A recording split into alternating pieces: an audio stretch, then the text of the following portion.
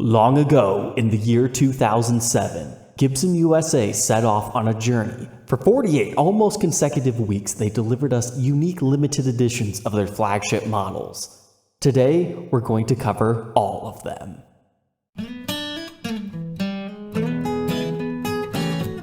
Welcome back, Troglodytes, to your daily dose of guitar information, the Trogly's Guitar Show. That's right, it's time to do this. I've been wanting to make this video for 2 years, but it's time. Guitar of the Week, sometimes abbreviated GOTW, G-O-T-W. If you've ever been in the guitar market looking around for Guitar of the Week guitars, trying to figure out which week yours was, or you just want to know every single one that was ever made, you've probably been looking for this page right here. This was taken down when the new Gibson ownership came in and started to modify their website. Finding this old webpage was very hard. Unfortunately, not every single one of these pages has been archived, and the photos no longer work. So that is why I took the time to make this guide. Before we start here, here's some quick facts about the Guitar of the Week series. These were done as a limited edition in 2007. Each guitar was produced 400 times. There were 22 Les Pauls, 13 SGs, 5 Explorers, 3 Flying Vs, 3 Firebirds, and a single RD within the lineup. Despite the week's numbers going up to 48, only 47 were made because week 45 was skipped. Let's go over every single one. Starting things off at number 1, this is a bass called the SG Supreme bass. So SG Supremes are kind of interesting guitars because they have flame maple tops, but like the original EBOs and EB3s of the 60s, they decided to give that same treatment to one of those. So now we have this SG shaped bass that has these standard style inlays with a rosewood fretboard, but with that cool flame maple top. However, this is just a maple top. SGs typically don't have maple tops. That's what made the Supremes interesting. But take a look at that cross section. Maple top, mahogany back. If you're a bass lover, this is a pretty cool one.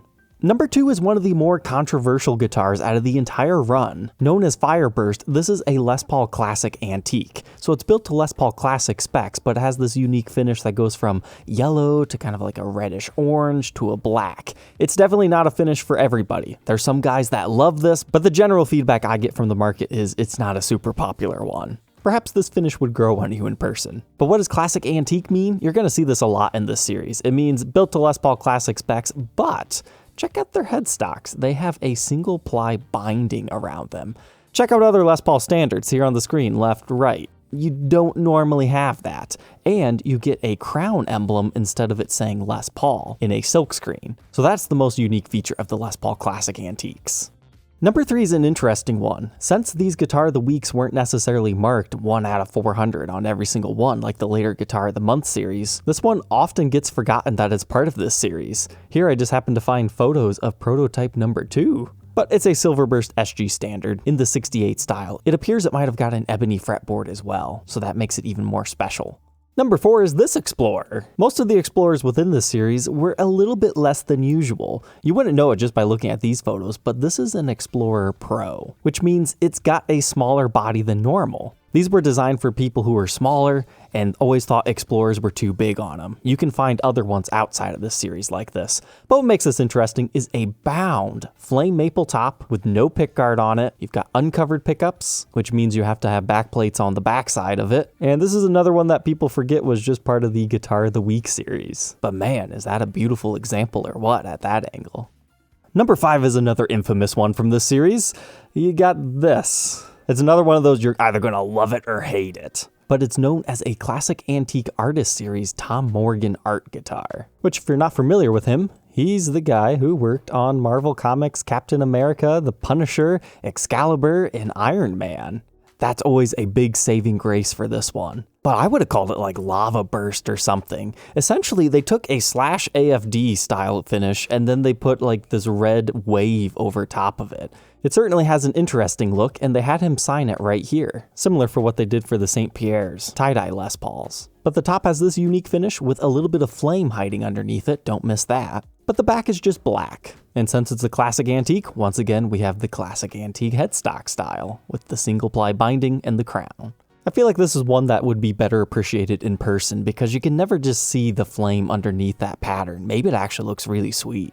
Number 6 is one I had never ran into until researching this episode. So it's just a black SG in a 61 reissue style, but it has gold hardware. I mean, at this time, that's not something you would normally find within the Gibson lineup, but hey, get this. This has aged finish from the factory. So this yellowing on the Gibson logo and the crown emblem, that was stock from the factory. This thing is in mint condition. It has not been aged. So match that with the gold hardware, and I've got to say, that's one really special SG. Week number 7 has to be the strangest Les Paul you've ever done see. I guess you could say it looks like one of the 70s Les Paul signature guitars, which they weren't very Les Paul-like either, but shared the same name. But this is known as the Les Paul Money Bass. And man, there's only one bass line that you should be playing on this thing, and I think you know what it is. But the coolest feature of this one has to be the $sign on the truss rod cover. It's just so hilarious. I hate it when people replace those, but apparently people do because I see them without that all the time. So besides the unique body shape, they actually have this arm contour right here. You can actually see through to the mahogany body in this area. Not very apparent in this very dark blue finish, but it's also a flame maple top. So this is one of those ones that I really want to review and document one day, even though I don't do too many basses. Week number 8 brings us a Les Paul Deluxe within the Classic Antique series. So looking right here, it just looks like a regular Les Paul Deluxe. What's the big deal with that? You gotta remember, this is 2007. We didn't have a Les Paul Deluxe in the lineup as we do today. Deluxes have been in and out of production since they were introduced in late 69, early 70. So back then, being able to get a brand new gold top with mini humbuckers was kind of cool. Add in the fact you have the Classic Antique headstock just made it a little bit more different. And nowadays helps it survive as a collectible because no other Les Paul Deluxes really look exactly like this. Week number 9 birthed one of the more interesting Les Paul Supremes. This is known as Unburst. So look at this. You've got a beautiful flame maple top and a really nice dark red to black finish, kind of a little bit of orange in the center even. If you're a fan of the tri-burst finishes, I bet you would like this. But then you flip it over to the back, you've got the exact same thing going on because that's how Les Paul Supremes are done. Check out this video if you need to learn more, but they have a carved top and a carved back. And if you're wondering, hey, how did they get their controls in here? Because there's no F-holes to fish them through and there's no back plates. That's because these are thicker than usual Les Pauls. They actually have a very large jack plate cut into them, so that's how they get those in there. But normally, a Les Paul Supreme would look like this and have the Super 400 inlays along the fretboard.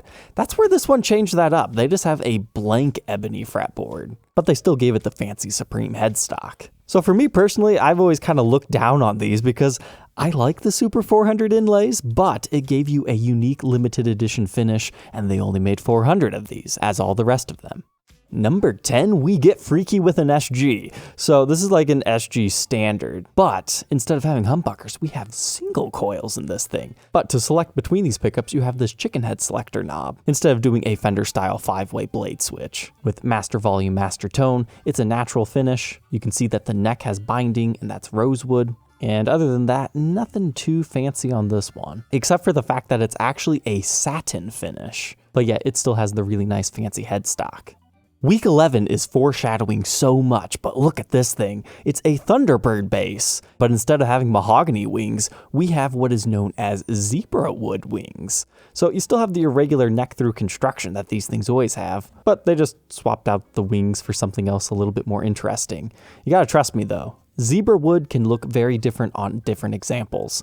Some of them are kind of ugly, some of them are really exotic, and other ones, I mean, they're just kind of like this. They got nice wood grain going on, they're nice. Unfortunately, they didn't go crazy and put like zebra wood wings for the headstock. That would have made that guitar even more iconic. But as far as the neck goes, it's just regular. Week 12 took the same idea, but just put it onto a Firebird 5. So if you're not a bass player, yes, you can indeed get your own zebra wood Firebird. For me, I don't think the colors match well enough, but it is an interesting design. These don't seem to sell for huge premiums even yet today, but it is an example of getting exotic with a Firebird, with some very interesting results, especially with this one having some figuring within that piece. Week 13 shows us that they're not scared to do the same thing again. This is another one of those smaller Explorer Pros, but this time they have a gloss cherry finish. So you no longer have that beautiful flame maple top that we saw in this week. This is for somebody who wants a little bit more of a traditional looking Explorer, because generally Explorers don't have those maple tops. But to have a beautiful cherry finish, this might speak to a certain someone. The back looks pretty much the same. We still have the binding on the top, and you had stock uncovered pickups to give this Explorer a very unique appearance. Week 14 has a little bit more than meets the eye. So at first you're like, okay, you got like a Les Paul Standard. It's actually a Les Paul Classic Antique, but Les Paul Standard like appointments, but with P90 pickups, right? It's a gloss finish, Classic Antique headstock style, red on the back with gold hardware, and a regular looking back. But let me tell you, friends, these are not P90 pickups. They're actually P90H pickups. You can split these, so they're kind of like humbuckers in a way. I haven't actually experienced this model in person, but now that I know that the pickups are a little bit fancy, we're going to have to eventually. Week 15, hey, this looks like one of those Les Paul GTs we just did a review on. That's because this is that. The very next year, they followed it up with this. The regular GT series, as you can see on the screen, had these flames painted on the top. But if you thought that was a little bit too boisterous, they just took the flames off of this one. So now it's just like a fire truck red finish. You still have the mirror pick guard, the chrome toppers on your pickups, and the mirror inlays, and all your other GT associated stuff like the top lock rover tuners. They just took the hot rod away. So that could speak to somebody. Week 16 is now considered a fan favorite. This is a Les Paul Classic Custom, which pretty much all the Classic Customs of this run became extremely popular. So it's done up in a perimeter burst Silverburst. It has the ebony fretboard with pearloid inlay, and we've got the multiply headstock, but instead of a custom emblem, this one has the crown. Basically, people would flock to these if they wanted a Silverburst Les Paul Custom, but didn't quite have the budget for one. Week 17 featured the Jazz SG. This is one of the more strange ones. So it has a pickguard over top of the entire thing, and it's recessed into the body, similar to the New Century SGs that you can find that have the mirror pickguards, but this time they just gave it a white pickguard, put some designs on it. It's not my favorite one in the series, but it might speak to somebody, but this is a satin white finish. And it's basically just an SG Special. Not like this Special. We're talking like that low-end budget level SG Special that they would sometimes call these, because the headstock just has a Gibson silkscreen and the whole satin finish like we were talking about. Generally, not a super popular one from this series. But hey, week 18 took week 1 to a new extreme. It's got that kind of reverse Fireburst finish like that other Les Paul has, except for it pulls it off way better in my opinion. So yeah, again, these EB3 style bases generally don't have a maple top or exotic finishes, but this one does, and a full-on gloss finish. It's cool to see the SG Supreme get incorporated into a base. But week 19 is one of my personal favorites. We saw the zebrawood birds, but now we have a Les Paul Classic Antique done up with zebrawood. These things are full-on tops. They're just great. Like this one, it's got a lot of exotic figuring going on. Not all of them are like this, granted. I mean, this is a pretty nice example. I'll show you a couple of them, but the back is still mahogany. Nothing else is different about this besides the zebrawood top. And this one appears to be 3 pieces. Here's an example of a different one. Another one that doesn't have quite as much striping to it. Kind of a more straight grain one. Here's a really cool one that I like. But I've always been kind of partial to ones like this, that have a lot of white but big wide streaks. I mean, every zebrawood top is going to be a little bit different. I do have a very, very, very old video of one of these that had a very similar top to it. Going into week 20, we have this. If you like EMG pickups in Les Paul Studios, it's perfect. But you can see, all blacked out hardware. It was supposed to be a chuggy chug type of guitar. But what made this Studio interesting is the fact that it had cream binding along the fretboard. Generally, Studios do not have that. They don't have the binding on the body either. This one doesn't have binding. I just bring that up because binding on a Studio, you just don't find that. Unless you go to the 80s for the Studio Customs, Studio Standards, and then in 2018 into early 2019, there were Studios that were done up like this too, as a deluxe model. But it appears these also had a satin finish. So you traded a gloss finish for binding on the fretboard.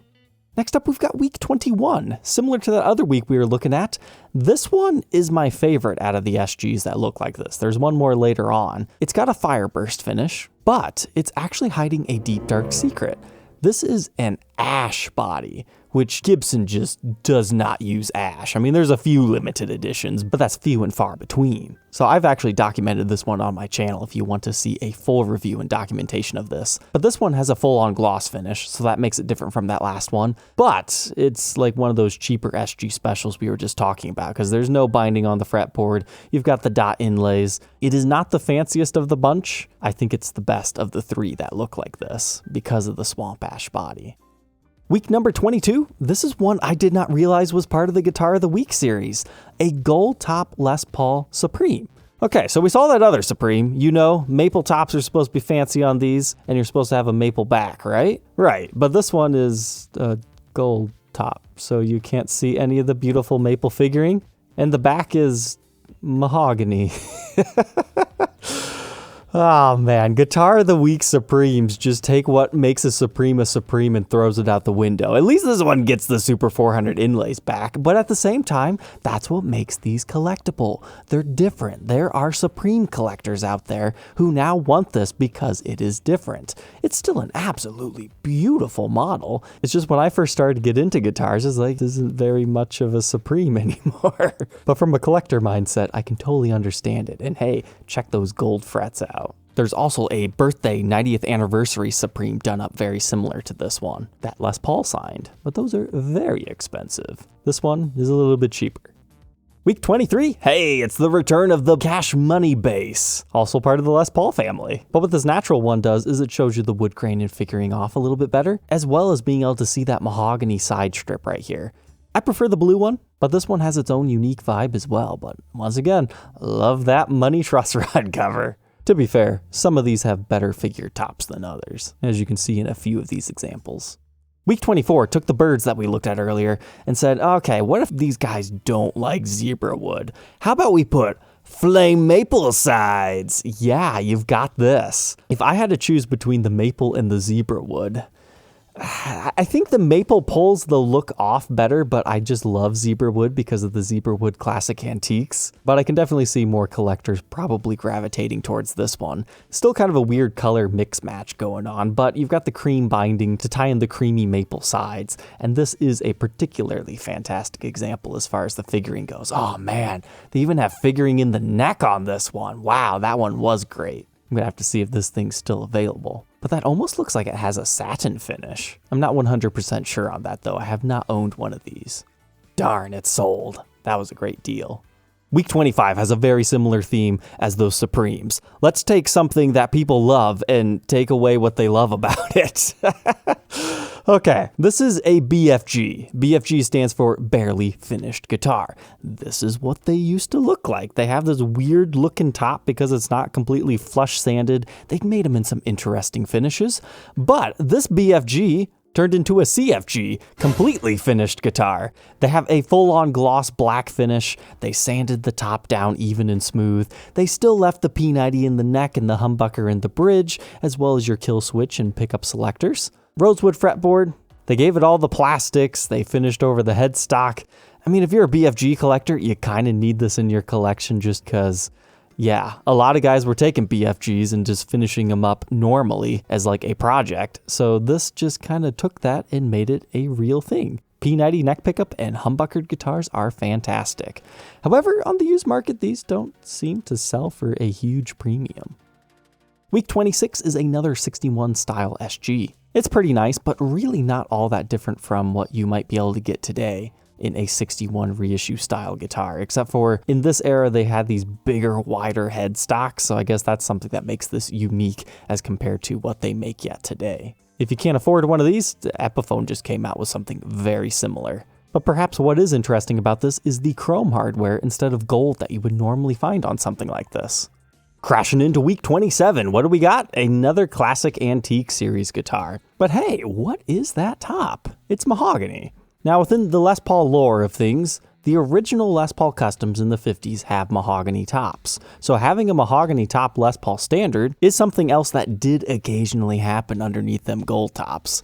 So having that on a classic antique was kind of cool. Looks like this particular example got a little bit beat up, but this is a great one for somebody who wanted a mahogany top Les Paul on the cheap. Well, not necessarily cheap, but it's a lot cheaper than a B7 reissue.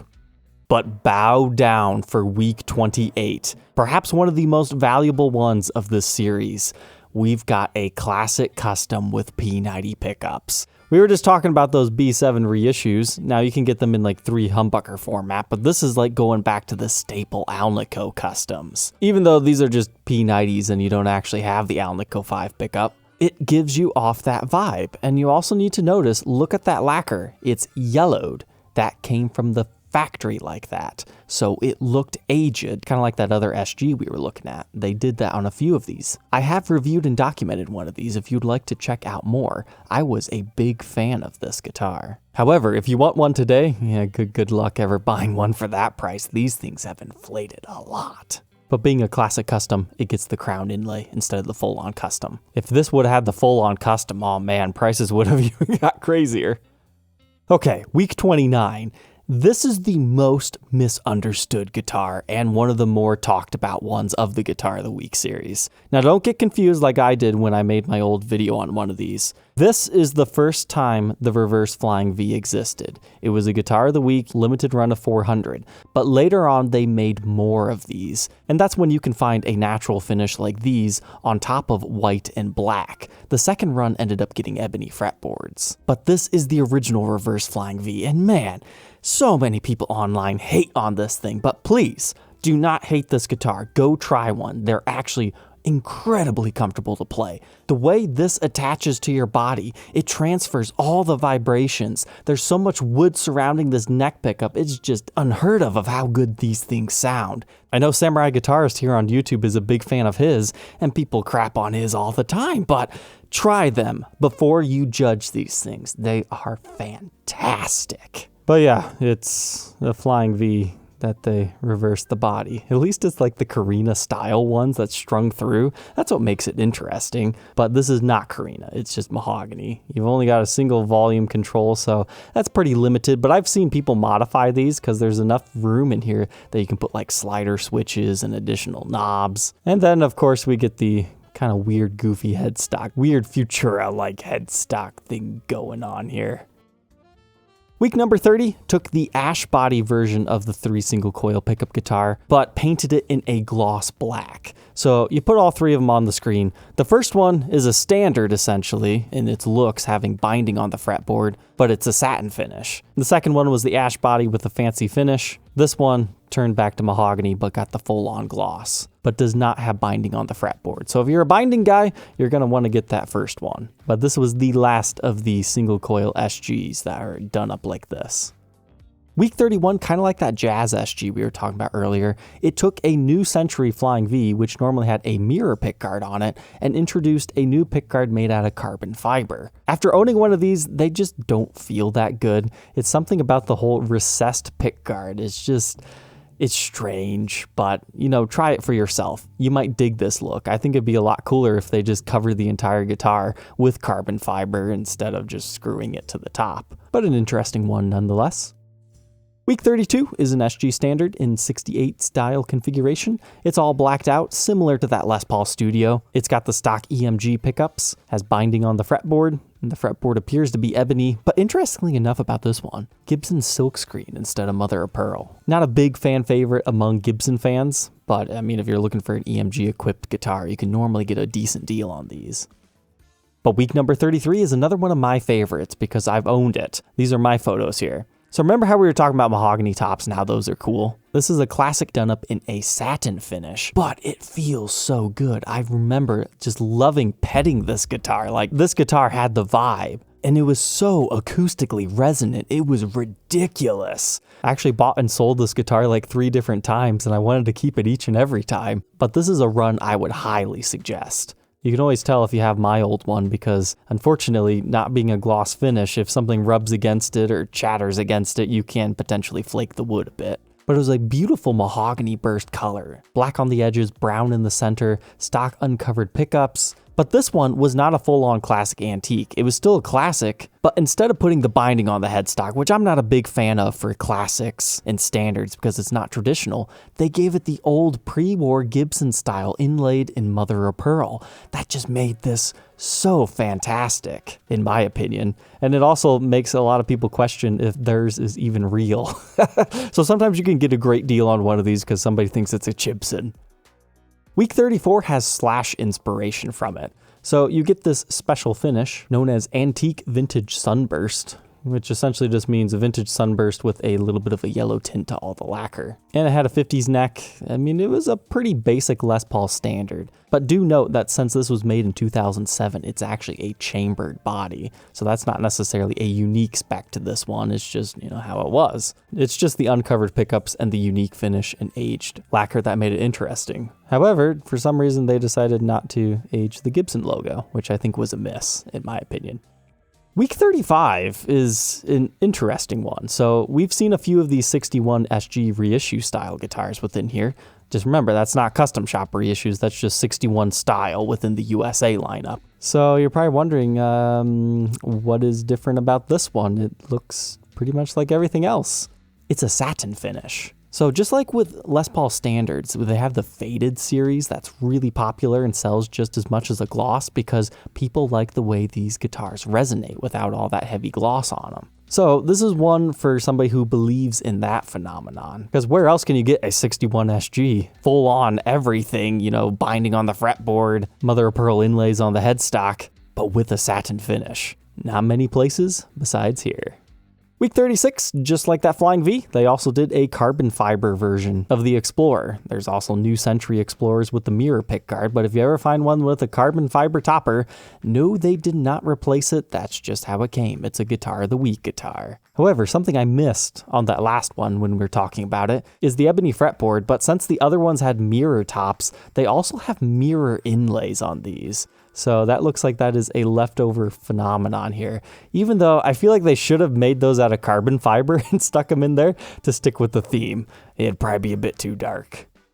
Week 37 is an interesting one. So this is a full-blown SG Special. It's even got the P90 pickups. That's kind of what makes this special. But take a look at a vintage Special. Oh, those are rat tails. This is stop bar tune-o-matic going on. Okay, so that makes it a little bit fascinating. It's got the full-on gloss finish, so it's a little bit higher end in that aspect, and has a full-on glossy headstock with the Gibson mother of pearl logo. Maybe not the coolest one of the series, but it has some interesting specs.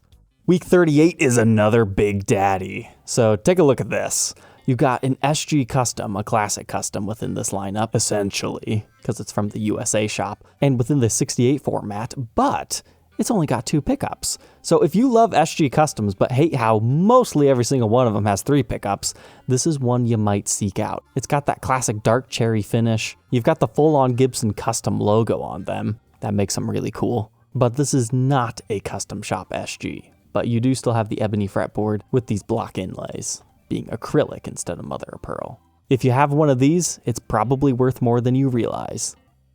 Kicking on down to week 39. We get a white Les Paul Classic Custom. Basically a white Les Paul. You could say it's channeling a whole bunch of different people. Let's say Randy Rhoads for this example. But what makes it different is we have the trapezoid inlays. That's something I think I failed to mention on those other Classic Customs. But the ebony fretboard and the typical Classic Custom headstock, multiply bound with the crown. These are another one that people pay premiums for because they like that aged finish that it has. This didn't start pure white and then turn banana yellow. It just started like this.